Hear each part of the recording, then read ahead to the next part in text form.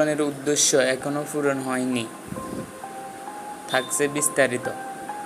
বৈষম্য বিরোধী ছাত্র আন্দোলনের অন্যতম সমন্বয়ক এবং নবগঠিত অন্তর্বর্তী সরকারের ডাক টেলিযোগাযোগ ও তথ্য প্রযুক্তি উপদেষ্টা নাহিদ ইসলাম বললেন, যে উদ্দেশ্য নিয়ে বৈষম্য বিরোধী ছাত্র আন্দোলন গঠিত হয়েছিল তা এখনো পূরণ হয়নি।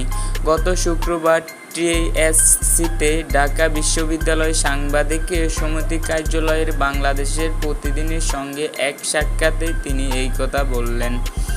সাক্ষাতে ভবিষ্যতে তার কর্মপরিকল্পনা এবং বৈষম্য বিরোধী ছাত্র আন্দোলনের পরবর্তী পদক্ষেপ নিয়ে তিনি নানা কথা বলেন।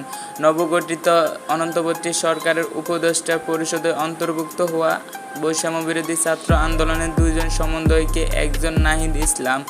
গত বৃহস্পতিবার তিনি শপথ নিয়েছিলেন।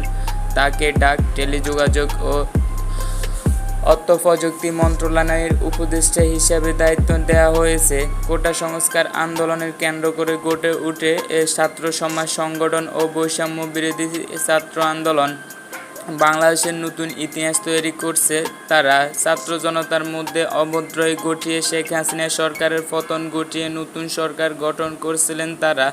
নাহিদ ইসলাম বললেন, আমাদের উদ্দেশ্য ছিল স্বেচ্ছাচারের পতন ও ফাঁসিবাদী প্রথার বিলোপ সাধন, কিন্তু ফাঁসিবাদী প্রথার বিলোপ এখনো হয়নি। এখনো রাষ্ট্রীয় ও কাঠামোতেই এই ফাঁসিবাদ রয়ে গেছে। গণহত্যার বিচার কিন্তু আমরা এখনো পাইনি।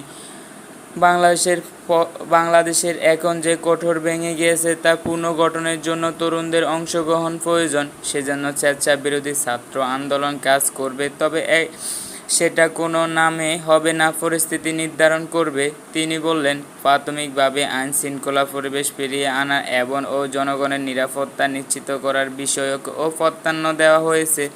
আইন শৃঙ্খলা বাহিনীর প্রতি যে জনগণের আস্থা সেটা কিভাবে দূর করা হয়, আইন শৃঙ্খলা বাহিনী পুনর্গঠন করা, তাদের ইতিবাচকভাবে ব্যবহার করা, এইসব নিয়ে পরিকল্পনা করছে